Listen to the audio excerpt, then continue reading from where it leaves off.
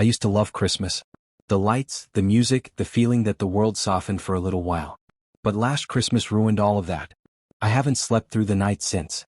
And every December, when the air turns cold and fireplaces start burning again, I swear I hear him, somewhere in the dark corners of my house, dragging something heavy across the floor. I need to tell this story before the season comes again. Maybe writing it down will make it feel less real. But somehow I doubt it. It started 3 days before Christmas, when the snowstorm hit my little town. I lived alone then in a small house my grandmother left me. The place always felt a little drafty, a little too quiet, but I'd gotten used to it. I was sitting in the living room drinking cocoa and wrapping the last of my gifts, when I heard a faint knock at the front door. Not a normal knock. Slow. Heavy. Like someone dragging their knuckles across the wood. I set down the mug and tried to ignore the prickle running up my spine. No one visits me that late. And nobody would be out in a storm like that. The wind howled outside and snow hammered against the windows. But then, the knock came again. 3 long dragging taps. I stood up, heart thudding, and stepped toward the door. For some insane reason I called out, "Who is it?" No answer. Just breathing. The faintest sound of someone exhaling on the other side. I backed away. I don't know why, but every instinct screamed at me not to open that door. The breathing grew louder, fogging the bottom of the door like something was pressed against it. Then slowly the breathing turned into a faint rasping whisper. "Cole, let me in." I froze. The voice was wrong, dry, cracked, like old wood grinding together. I shook my head. "I'm calling the police." But before I even reached for my phone, everything went silent. No breathing. No whisper. Nothing but the storm outside. I waited 5 long minutes before daring to look through the peephole. There was no one there. Just a long trail in the snow, leading from my porch to the edge of the woods. A drag mark like someone had crawled on hands and knees, or dragged something behind them. I shut off the lights early that night and went to bed, forcing myself not to think about it. It was just a storm, I told myself. Noise plays tricks in weather like that. But I didn't sleep long. Around 2:13 a.m., I woke to the sound of footsteps in the hallway. Slow. Uneven. Heavy. I froze beneath the covers, listening. The steps moved past my bedroom door, brushing so close that the wood creaked as if fingers dragged along it. My heart hammered so hard I felt sick. I cracked my eyes open, and I saw the shadow. It stretched across the bottom of my door. Tall.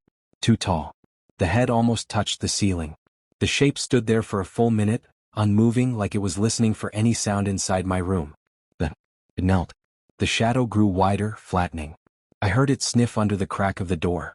A long, wet, dragging inhale. I clapped a hand over my mouth, terrified it would hear my breathing. The sniffing stopped. The heavy footsteps moved down the hall toward the living room. Then silence. I stayed in bed until the sky lightened. When morning finally came, I found something waiting for me in the living room. A gift. Wrapped in red paper. Tied with string. I didn't put it there. A small tag hung from the string. Written in dark, smeared ink. "For you. Let me in." My hands shook as I unwrapped it. I don't know why I didn't just throw it out the window. Maybe shock. Maybe curiosity. Inside the box was a small wooden figure, carved crudely like someone used a rusty knife. It was a tall, thin shape with long arms, and hollow circles where its eyes should have been. My stomach dropped. It looked exactly like the shadow I saw under my door. I burned the figure in the fireplace immediately. I watched the wood blacken and crack.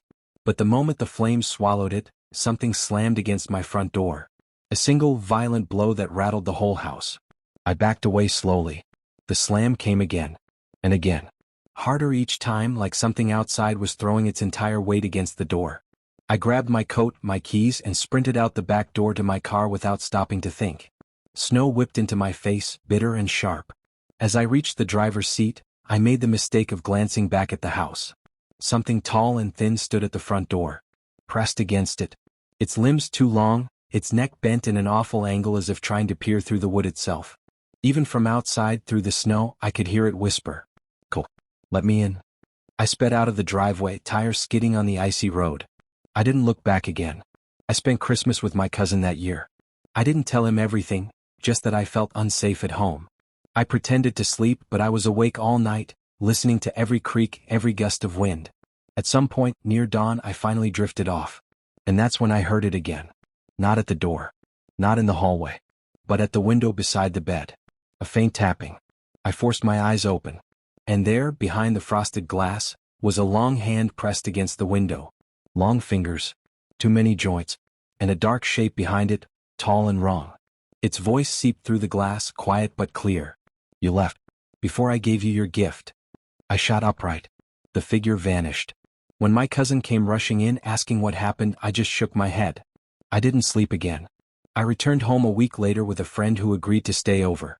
I didn't want to be alone in that house. But when we walked inside, everything seemed normal. No marks. No signs of forced entry. No shadow waiting in the hallway. For the first time, I felt a little foolish. That night we watched movies until late. My friend fell asleep on the couch and I nodded off in the armchair. The Christmas tree glowed softly in the corner of the room. Until around 3 a.m. when every Christmas light in the house flickered violently. Then went out. Darkness swallowed the room. I sat up, tense. I could hear the storm outside again. And then, something else. Dragging. From the porch. Across the wooden boards. Slow, scraping, deliberate. My breath froze. My friend stirred. "What's that?" Before I could answer, the front door creaked. Not fully open. Just enough that a thin sliver of darkness slipped inside. A whisper came through the crack. "I brought another present." My friend stood up, confused. "Who's there?" The door crashed open with a force that shook the house. A tall shape burst through, folding low to fit through the doorway. Long limbs splayed against the floor. Its face was pale and stretched and wrong, like someone had pulled skin over a skull that didn't match a human shape. Its mouth hung open in a permanent, frozen grin. It held something. A gift box. Wrapped in red. Stained dark in places. My friend screamed. The creature dropped the box and lunged, its limbs moving in jerky, impossible motions. We ran toward the kitchen, slamming the door behind us. The creature hit it a second later, rattling it so hard dust fell from the ceiling.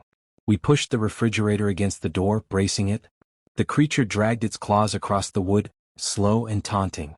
Then it fell silent. We waited. 5 minutes. 10. An hour. Nothing. When dawn came, we opened the door cautiously. The creature was gone. But the gift box was still there. I didn't open it. I burned it. And the smell that came from the box when it melted wasn't wood.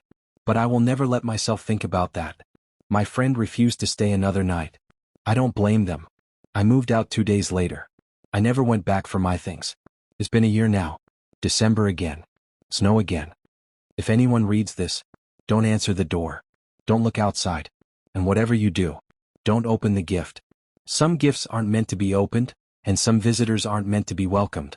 As the snow falls and the night grows darker, remember, not every shadow is harmless and not every knock is friendly.